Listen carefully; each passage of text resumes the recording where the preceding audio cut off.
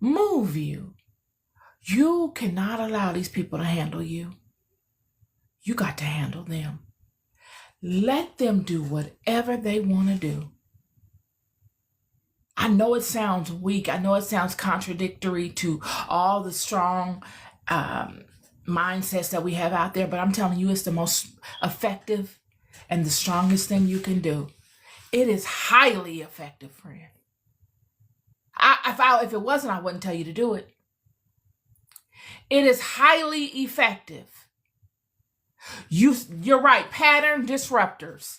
You cannot allow them to disrupt the pattern. You've got to stay on the path. Person in the comments said, JR said, pattern disruptors. If that ain't the truth, label, boop, put that on a pen right there. Boop, pattern disruptors. That's what they are. This life you have come into on a particular path. And it will be your lifelong walk to remember, to recall what exactly you have come here to do.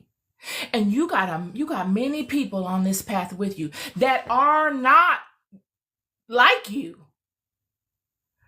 The young ones talk about NPCs and all this kind of stuff. You got all kind of stuff going on here.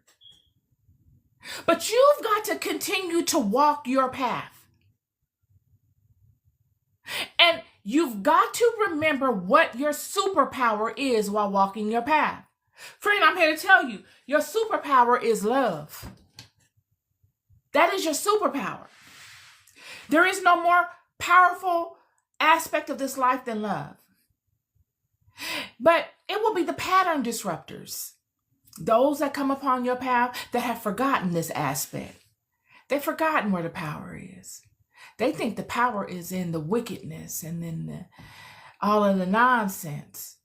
Because amongst other people that have forgotten this fact, that have forgotten the simple fact of life, that is the power is love. Those other people in life that have forgotten it, they get to warring with one another and they can prevail against one another at that level. But when they come upon a person that remembers and that knows where the power rests, their antics do not work. The only way that they can get their antics to work, friend, is if they can get you to forget where the power lies. If they can get you to forget or even to disregard. If they can get you in your feelings and get you emotional so that you react and step outside of that power, then they can have their way with you. I'm here to tell you, that's the game. But when you stay within the realm that the power lies, you handle them.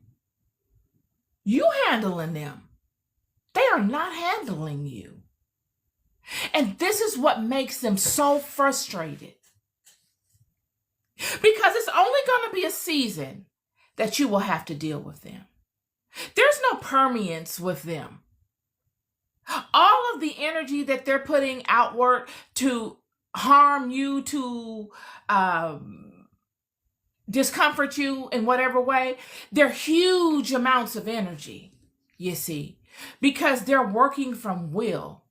And whenever you work from will against true love, you've got to use a lot of energy. You've got to use more energy than you ever would in working with someone that is outside of the knowing of this. So their energy pool will burn out. Oh, it's going to burn out. They're going to burn out. They're going to do themselves in. There's no way outside of that. It's the law of this realm. They're going to do themselves in.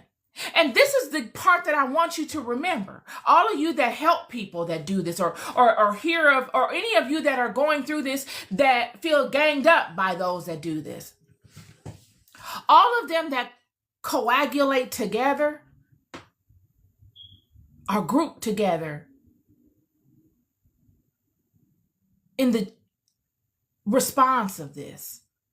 So whether it's someone that knows a technique or comes with a better idea on how to approach it, whatever it is, anyone that adopts this philosophy or assists them in doing this type of wickedness, they take on the mantle of that same wickedness that those people are enacting.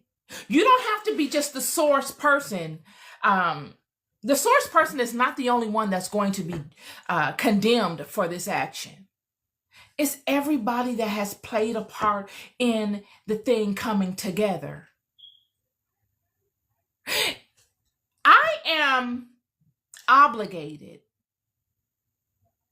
to use my faculties to convey the truths of God to you, because God has bestowed that anointing on me. It's been given to me.